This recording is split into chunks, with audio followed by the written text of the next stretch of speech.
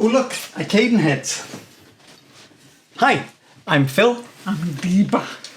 And today we're doing a quick review of Cadenhead's independent bottler. So it's a cask strength 20-year Glen Glenlivet. Because you know, everyone used to be able to say their whiskey was a Glenlivet.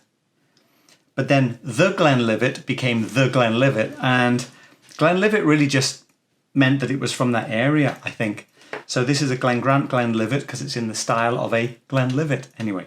So we put the accent. Yeah, so you sometimes see that, but don't be confused. If it says a something Glenlivet, it doesn't mean it's from the Glenlivet. Anyway, if you're grandfathered in, you can use this old term. This is a single cask. It is a 20-year. It is 51.9 ABV, and it's one of 264 bottles from a bourbon hogshead. So I had high hopes for this Glen Grant. We only paid, bought it at Scotch whisky auctions, and so by the time it got to us, it cost $109, which is very cheap for a 20-year-old, and especially at that cask strength. If you normalize it to 40 ABV, that's really like an $84 bottle. Impressive. But it is quite strong. So that one over there is full strength, and this one over here has a bit of water. Now, Beautiful farming. Annie. oh, you're into notes already. We called this one lemon pencil shavings when we did it in the blind taste. Actually, let me just have a nose of an empty glass. We find this pretty useful from a nosing point of view, where you just get all of the vapor. Pear, lemon, hay. Yeah, hay. Annie. Buttery Annie. Watery honey. Is it buttery or not? We had this note that it might be buttery. Kind of like lemon butter. Leather. Now, if you leave this empty glass long enough, you do get a little bit of leather, but you also get a little bit of cheese. Sweet cheese. It's very pencil shavings, Oh yeah. which I like. Nice. I'm going to try the watered version.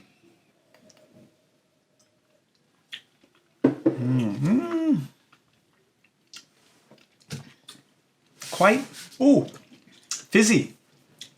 Very fine pepper. Fine pepper, fizzy, quite sparkly. I'm going to actually go a little bit more water. White flip. Skin. Yeah, I like the skin of white grapes. I wonder if more water will... I'll keep the water nearby.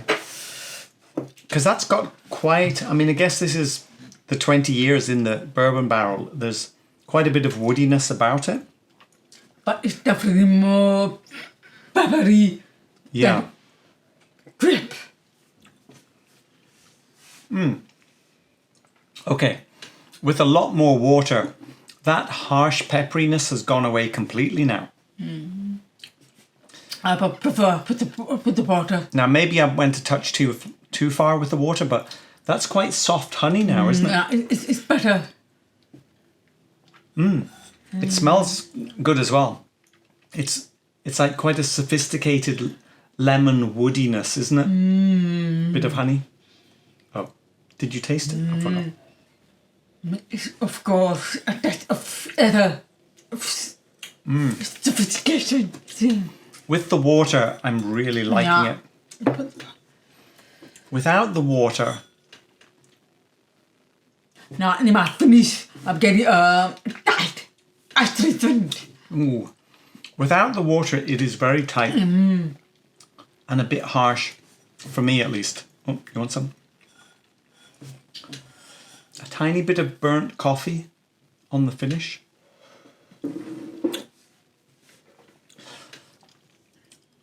The pepperiness. Even trying. Yeah. If you dried, grated lemon rind into powder and lightly toasted it, that's sort of what's happening in the full strength. But when you add the water, it becomes a lot softer. Softer.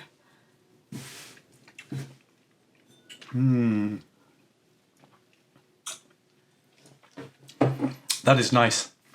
Now it's like that powdered lemon rind has been dissolved into a light water with a bit of honey and a little bit of the old flavours of the leather and the wood. Quite good. It does not have any sherry flavor. Yeah, no sherry, none of that nonsense. Now, in terms of scoring, you can see a little gap here on our shelf. And with the water, I'm actually going to go up to 90 with this one, which could push it a little higher. But where are you? I'm going for 87. Oh, come on. I'm not excited about it. With the water? No.